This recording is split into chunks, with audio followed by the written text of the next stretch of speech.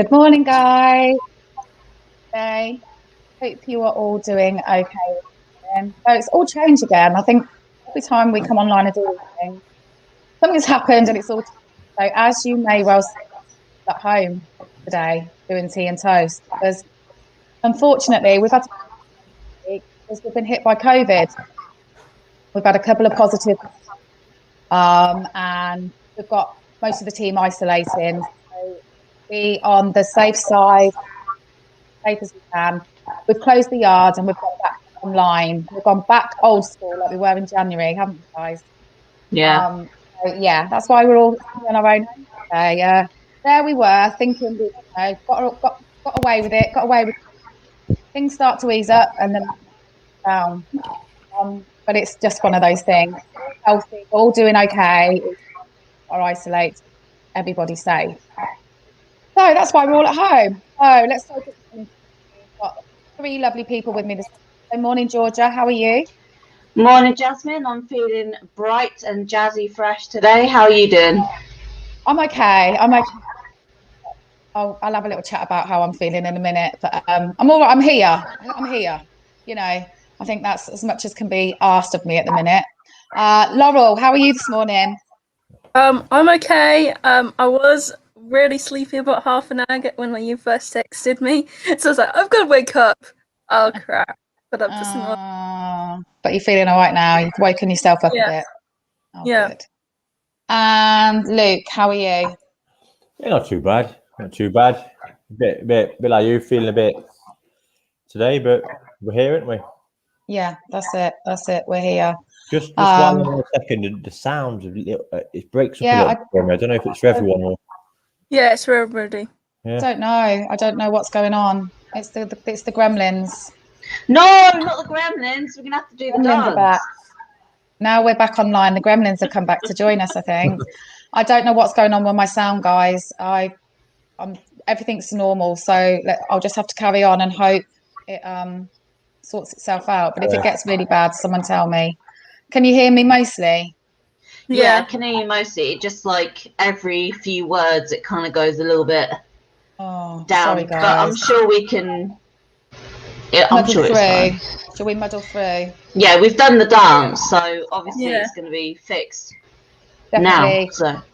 Good morning, the Creator Educator. How are you? Hey, Hope you're doing well this morning. Yeah, so how am I feeling? So I was just, before we came online, I was just having a chat with the guys. I'm back to like a life of stress again. So we're isolating at home. So my husband's got COVID. He's working from home. But the kids obviously can't go to school. So I'm back to homeschooling, which is my idea of hell.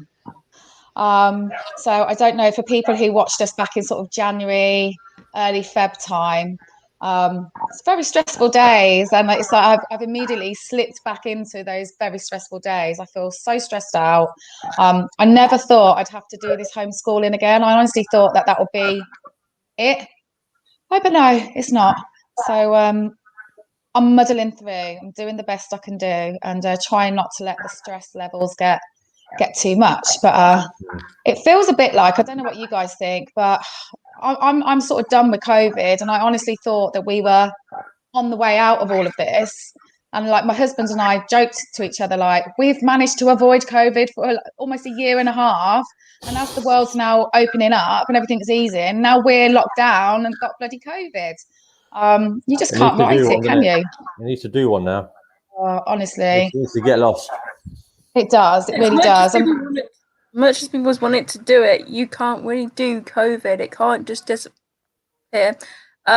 Because it's not one of the things. I think there was a speech recently, I think by Theresa May, that we've got to learn to live with it, I think was her saying. Yeah. Yeah, I mean, I've heard that phrase, we've got to learn to live with it. And I think, I'll tell you what the difficulty that I'm feeling this time, it was different when everybody's locked down, when we was in that lockdown and everyone was in their houses and, you know, we were all in the same boat, we was all in the same position. But this time it's not. I was just telling Georgia and Luke before we came online, my kids are missing their sports day because they're having to isolate. They're missing on doing their fun things at school. I had some things planned to see friends. So it feels very different this time because it's just us as a family lockdown, but the world's still going on around us, and that for me makes it. I hate that. Do you know what I mean? It's like you feel like you're missing out. I feel like my kids are missing out, and it just makes it 10 times worse. I don't know, Luke. What do you think? Because you're locked down as well, aren't you? Yeah, no, it's tough, man. It is tough. It's not nice. It's tough. We've all had enough of lockdowns, haven't we? Yeah. We've all had enough of it now. It You feels had a like it's lot gone of on them. for. It feels like it's gone on for way too long. And yeah, it's not nice. It is tough, and it's harder when you got kids.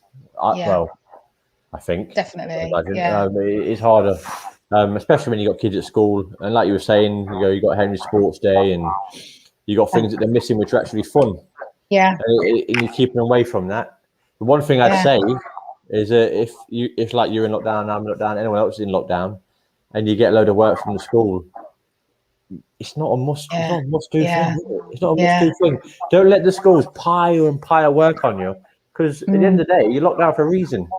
Yeah, exactly. You're not in the right frame to sit down for hours and do all the work. So take it easy, chill, do nice things at home while you're locked down to make it a bit easier. 100% agree with that, because that's something I've struggled with the whole way through. With whenever the schools have closed, and it's that pressure from school to be doing X amount of work. And I was just sort of explaining to Georgia and Luke before we came online. So today it's Henry's sports day this morning, and then his class are going on like a village walk this afternoon, which is two really lovely things. Sports day, especially for Henry. But can anyone hear that noise? Sounds like a lorry. What is it? Yeah, it sounds like a lorry's going past. We're going past your house, Georgia. What's happening? Sounds like happening? Has anybody got a fan Someone's on? fans come on. Yeah, has anybody got a fan A fan? Yeah, fan. No, I don't hear anything. Oh, it's sort of gone It's a bit. It was fading down really loud for a minute. Yeah. So yeah, he's missing two like lovely things at school today, but he's been sent through like 2 lots of maths, history, RE, and I just think, bless him, his class are having a lovely day at school when he's expected to sit at home and through no fault of his own and do this mountain of work. Where's the fairness in that? History and all that. Do you know what I mean? It's going to be a long 10 days if you're sitting down acting as if you're at school. Yeah. Well, this is it. Long. This afternoon, we're not doing any schoolwork because it's the last sunny day today, isn't it? We've got thunderstorms and rain coming. So I'm getting the kids out in the garden. We've got the slip and slides, we've got the paddling pool up, and we're just going to have a few hours of a bit of family fun to try and make up for what they're missing. And there's more than one way to learn, isn't there? Like as Luke knows, because Luke has been to forest school and he's been out, doing the whole like Bear Grylls thing. And I'm sure you'll be able to say the Bear Grylls. Yeah, I'm sure that there's more. There's other ways. Absolutely, of learning, so, of course there is. Yeah, of course there is. Yeah, and I think that's a really important point to remember. It's not all about sitting down with your learning. There's a lot you can learn at home which you can't learn at school as well. Yeah. So grab hold of it and run with it for 10 days. This time next week they'll be back at work. Ross. Oh yeah. Right then, Georgia, come on then, hit us. Well, speaking of COVID, I've got 2 COVID stories that I thought that we could discuss today. So the first one is that COVID vaccines are going to be compulsory for England care home staff. Yes. And I was just wondering what everyone thinks about that. We'll start with you, Jasmin. What do you think? It's a toughie. I can sort of see both sides of the coin. I think it's really important for those healthcare workers to be vaccinated as they're working with vulnerable elderly people. However, does that take away people's own freedom of choice and for them to be able to make that choice whether they want to have the vaccine or not? I think it's a very tricky one. I don't know. So I'm sort of I'm on the fence, which I know is not really great for a discussion, but I'm a bit on the fence with it because I'm not sure. Laurel, what do you think? Because I know like you're so scientific on things. What's your view? I'm for it because technically they're in a job where they're working with vulnerable people every day anyway, pre-COVID, and so if when it's brought in, I think there'll be a bit of people not liking it, but employers will probably just say, well, it's now written into your contract. You either do it or you don't have a job. They may say that, which sounds really mean, but some jobs you have to have certain vaccines to work for. Certain things. Yeah, so how would it work? Sorry, go on, Laurel. I know for like the job I was looking for, medical laboratory, you have to have the jab hepatitis B because you're technically working with fluids and never blood. So you have to have that jab to work. So some jobs. Yeah. So I'm just wondering then, say that you're a healthcare worker, but you have some sort of underlying health condition, which means that you can't have the vaccination. Does that then mean that you lose your job? No, no. You'd be protected. You'd be protected under the Qualities Act because it's a thing you can't be discriminated against. Right. Okay. You'd be exempt if you're medically exempt. Yeah. What do you think, Luke? It's a tough one, and I look at it from two different sides. I look at it from if I was a worker in a care home and they were telling me I had to have it. If I was a person that didn't want to have it in the first place, then you're going to be annoyed, aren't you? But then I look at it from another angle as well. Like, I'd imagine my grandparents or my parents are in a care home. I'd want the staff to be vaccinated. It's a tough one. It's a really hard one. I mean, none of us are in the situation of working in the care home, so we don't really know it firsthand. But it is a hard one. I mean, to work in a care home, are any other jabs compulsory, like the flu vaccine or anything like that? I don't know. I'm actually not sure, but that would be an interesting thing to look into. That's what I mean. Because we know that the flu, we know how many people die of the flu every year. It'd be interesting to know if that is compulsory in care homes, because if they're bringing the COVID one in, you'd think that one would be on the list as well. Yeah, definitely. And I thought what was really interesting was the article that I read was kind of saying, that one of the dangers with making this vaccine compulsory is that it's going to make a space which is already hard to recruit for even harder because people might be put off. But then I thought, here's a really easy way of getting more people into healthcare. Pay them a living wage. Stop paying them pennies to do something that is an absolute backbone of this country, looking after the sick, looking after the vulnerable, looking after the elderly. If you're saying that we need more of them and that we need to make sure that we get them in and whatever, then just make sure that they're paid fairly, and then they're going to be clamouring to get the job, aren't they? It's not going to happen, though, is it? It's not going to happen. Yeah. Let me just read quickly what I've just read on the BBC News thing, because it might make it a little bit clearer, right? So it says COVID vaccinations are to become compulsory for staff in care homes for older people in England. So only the older care homes.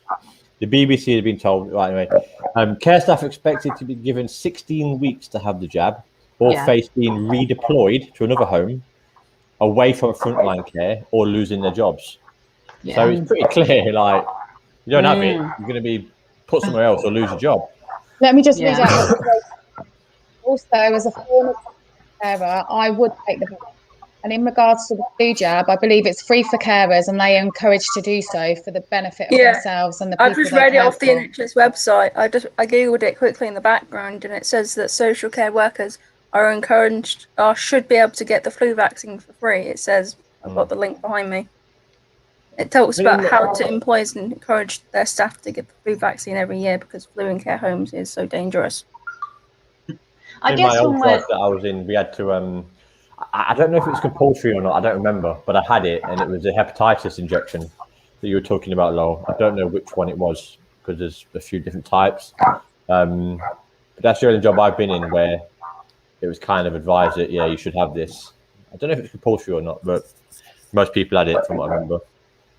Yeah. I guess when we're talking about this, we also have to think, like, I guess the bigger question is, why would you not want the vaccine? Because if we can kind of try and logic that out, then I guess that we could try and figure out why this would be an issue. Because if you think about it this way, if they're saying, okay, if you take this vaccine, your arm might hurt for a couple of days, but then you will not be hospitalized for COVID because you'll be protected, then that stops you from making someone else really sick, or someone else making you really sick, then or lose your job.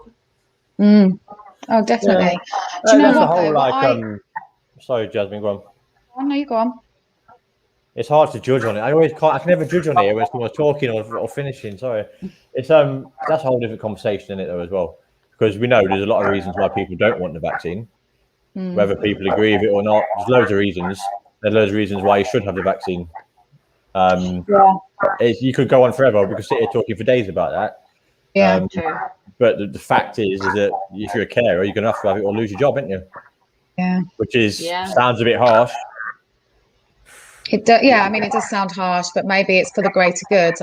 Maybe our elderly people need to be protected. I know for sure, like what you said earlier, Luke. If it was my parents in a care home, I would want them to be being looked after by people who have been vaccinated, as opposed to not vaccinated. Yeah. That's it. But I guess sort of just going a little bit back to what Georgia was just saying, and it's a subject we could talk about for a very long time. But what I'm currently seeing at the moment on my social media with the anti-vaxxers, there's a lot of them out there, and they're just still going on about how it isn't safe, and why are we all being being led by the government to have this vaccine that isn't safe? And I just feel like they're still banging on about it. Like, come on. They're going to bang on it until the cows come home. They bang on about, anti-vaxxers bang on about MMR jabs and autism all the time. They seem to bang on about it. I would say this though, and I am completely for the vaccine. I've had my first jab. I'm 1000% for it. But there was a post, and I thought it actually put a very valid point across, and it was saying there was like a picture of kids in school. And they're all separated out by like 2 meters or whatever it is, and they've got the masks on, all the rest of it. And the picture underneath was like the PM's wedding, where obviously he like had more people and had people all together and all mixing and all this, that, and the other. And then the kind of text was saying like, when are people going to wake up to the, that they're trying to control us and all that. And again, like I'm for the vaccine, but I thought that's going to get a lot of people questioning things because it looks very valid. Yeah, absolutely, and it's a bit like the G7 summit, isn't it? None of us are allowed to go anywhere, but that G7 summit, and I know they said that they tested them daily and throughout the day, but at one point at this summit they had like this big barbecue, which they're saying only 30 people were there. No, but if you see the there's pictures, photographic evidence there was over 40 people, because I was having a conversation with a mate last night talking about this. Oh, that's what I was just about to say, Laurel. They say there's only 30, but the photographs show different, and then it does make you think, well, hold on a sec, we're only allowed to get together with 30 people outside. Why is the rules different for them? But then I guess that maybe it's been a bit like that the whole way through this pandemic. There's certain rules for Dominic Cummings, there were certain rules for Hancock, there's certain rules for Boris's dad. It's all, do you know what I mean? There's like a class difference. Yeah, but then if you can get away with it, I'm going to try and get away with it. And in my head, I'm thinking to myself, right, do you think people are going to start picking up on that a bit more now? Because we're all sort of getting to the end of our tether. We've done a year and a half. It's a long time to have restrictions put on your life. We've lived under restrictions now since March last year.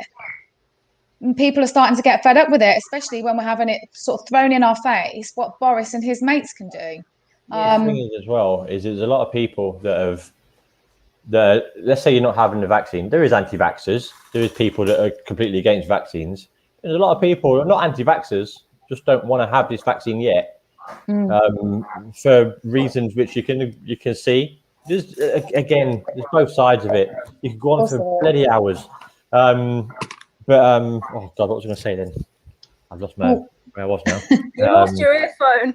You lost your earphone. No, I just want to carry on. Give me a second. Let me get back. Beth had her vaccine yesterday. Yay, Beth! No, she got a text. We need like a button or like a text. It says got my vaccine text yesterday. Properly. Yes. you got your text. That's good. So hopefully you booked in, Beth, and you'll be having yours anytime soon. That's what We I'm need like doing. a vaccine bell, I think, or like an air horn. So whenever people get their vaccine, I'm like that. Yeah, definitely. There's, What was you going to say, Luke? With the, No, I think people are losing, not losing, but people are starting to question it more. I find now people I speak to are starting to question it more, because I think the statistic 2 weeks ago was 70% of UK adults have had the vaccine. So that'd be more than that now. You're probably looking at 80, 90% of people. But yet we're pushing it back and back. You know, there's that many people, that many adults that have been vaccinated, but yet we're still going to push it back, and we've still got restrictions that are going to last longer and longer. And there's a lot of people questioning that now, as to kind of like, well, if that many people have been vaccinated, is the vaccine not working, or is it, you know, it's people are going to ask the questions. So I guess like that moves us quite nicely onto our next subject we're going to talk about. Obviously, Boris made the announcement on Friday that first is not happening. Back for another 4 weeks. So the next date we've got is the 19th of July. Can we try and do this? Sorry, can we try and do what Sophia's just said about Mexican wave? Okay. Well, okay. If you don't want to mess what? You don't want to mess with the party popper. Yeah. Let's wait for Laurel to come back. We need to figure out how to do like a Mexican wave. Because I mean, I've had my first vaccine, so every time someone in the team gets a vaccine, we could try and do like a little Mexican wave. Where's Laurel gone? What are you doing? She's had enough. I can't hear her. We're in bed. You put your thing down. Oh, she's charging her laptop, I reckon. Okay. So obviously Boris has pushed everything back, hasn't he? And I think that's made quite a few people feel despondent. To be honest, when he said the 21st of June, however long ago it was, I thought to myself in my head, I just can't see everything being back to normal. You know, like, I mean, because he was like, there will be no restrictions. The 21st of June was like D-Day, wasn't it? But then I started to feel a little bit hopeful, because obviously our vaccine rollout was going so well and whatnot. And I guess, you know, this new, is it the Delta variant? Is that what it's called? Yeah. I think so, yeah. Sort of is now sort of been the one to sort of mess it all up a bit, hasn't it?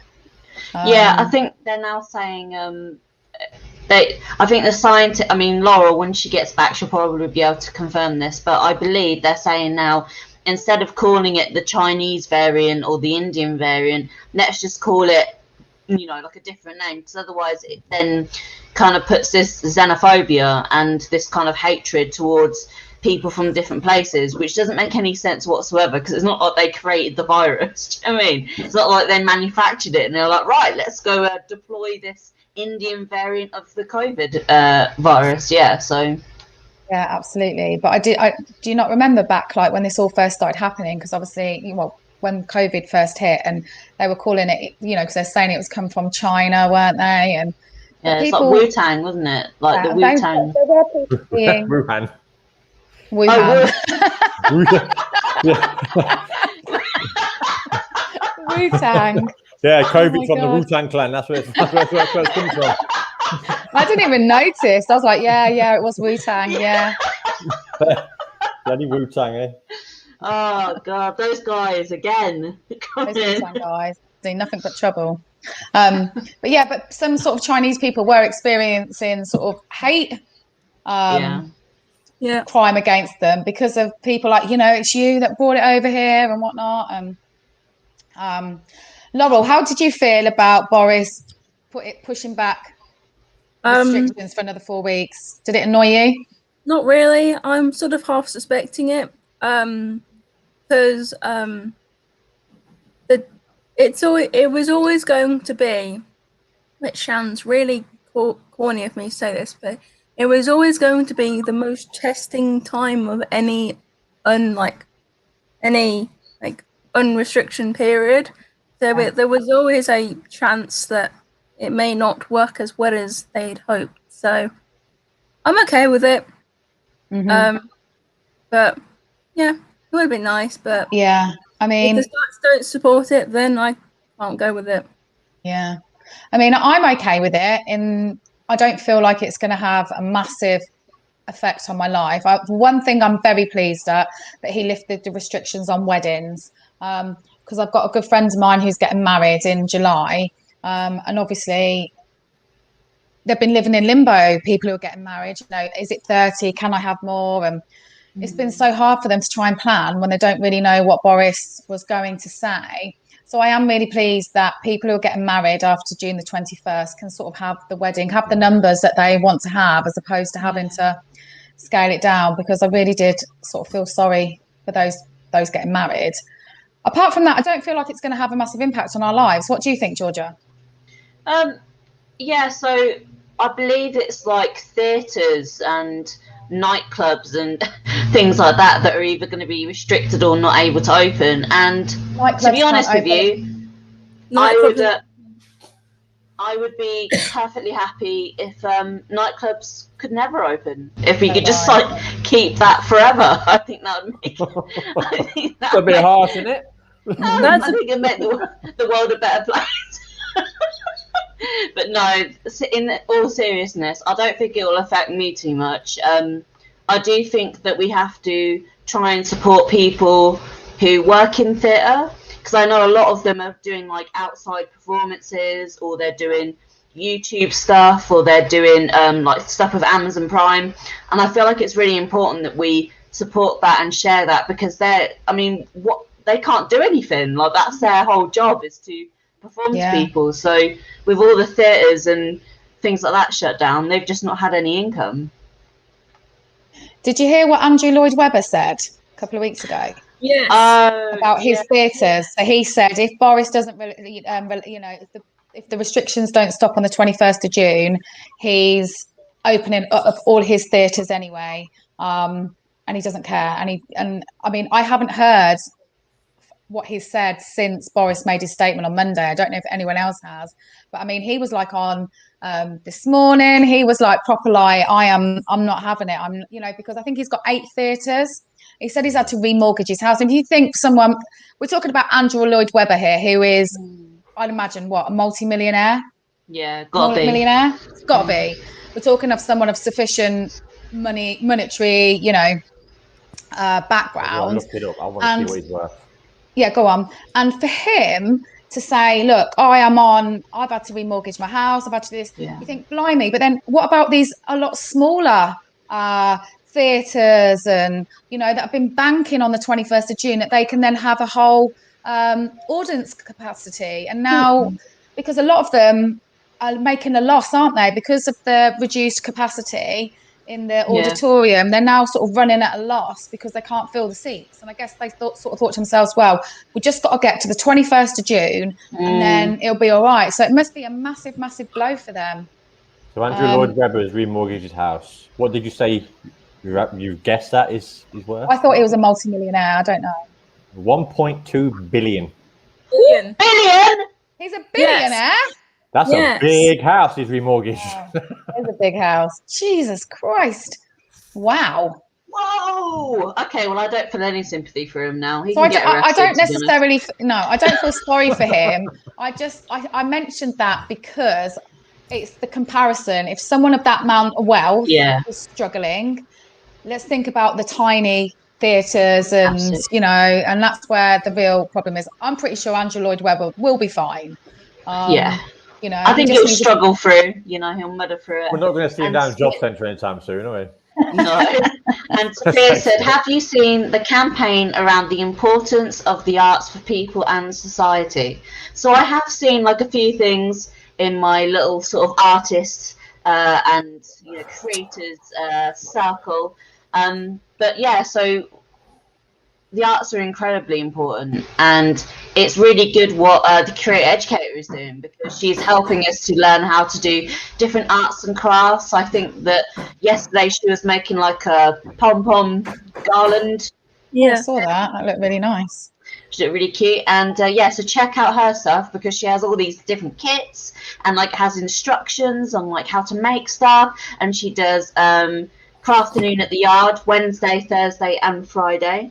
So if you want to get involved, then you should definitely check her out because yeah, she'll tell you about the arts. She knows. If you're not on it, get on it. Get on it. Get on it, like a car bonnet. Yeah. So basically, I think going back to what I was just saying, that a lot of as much as it may not affect our lives, these sort of 4-week delay, there are going to be a lot of businesses and a lot of people's lives that really are affected. And I guess it's important to remember that because for some, there'll be no coming back now. And that's real shame, isn't it? This 4 weeks is in this 4 weeks, you're going to break a lot of businesses, planning on coming back. And it's been so on and on for, it's over a year now, isn't it? Yeah. It's that's the same. And it's kind of like throughout this whole time, we've been reopening, closing, reopening. And every time we reopen and close, there's businesses closing. This extra 4 weeks are going to mean more businesses closing. Yeah. I mean, for me personally, it's an extra 4 weeks. It don't really affect me that much. Same with, I'd imagine, the four of us. But like you were saying, there's a lot of businesses out there, especially the smaller businesses. It's just going to do them. It's going to kill them. It's a lot of... Absolutely. Well, because what this 4-week delay means is that it's still table service only. It's still restricted. Oh, bless you, Laurel. Bless you. Got COVID, have you? No. Yes, one. But there's those restrictions in how many people they can have sat at tables in their pubs and things like that. So, again, I think the arts and hospitality are really going to suffer and struggle. So, yeah, we must remember and try and support as much as we can, I guess. Definitely. So is this what the campaign's called? Art is Essential campaign. I'm just getting the link now. Oh, awesome. George has just put the link in. I'll have a look at that in a bit. But, Hashtag awesome. Art is Essential. Oh, that does look cool. Are you both looking at it, are you? Yeah. I'm going to get involved in that. Honestly, you're going to be all over it. All over it. Like COVID. Oh God, don't say that. That's not a good sort of, that's not a funny joke yet. No. Not yet. Give it a year. Sorry, Laurel. I suppose even if you just drop in that hashtag into whatever you're doing, bring awareness to it, isn't it? Yeah. Hashtag Art is Essential. Definitely. All right then, guys, on that note, I think we are going to call it a morning for our tea and toast. We will be back again tomorrow, 10:30, same time, doing another little online session. So if you've been watching us today and there's something you'd love us to talk about tomorrow, drop us a line at the yard at communitycourtyard.org. If you fancy coming on and joining on the panel, you can contact us, and we'll have you happily join us tomorrow. And then fingers crossed next week our tea and toast will be back in the building, because we was just starting to love people popping in and seeing us, and we're back to this. So let's just hope this is just a temporary thing, and we'll be back to 100% normal next week. But thank you guys for joining us this morning. It was lovely to chat with you all. Have a great rest of the day, everyone. Make the most of the sunshine today, because going to get thunderstorms tonight. We've got a few days of rain coming, so get your sun cream on, get out in that sunshine, and get a bit of vitamin D. But have a good one whatever you're doing, and we'll see you all tomorrow. See you later, guys. See you tomorrow.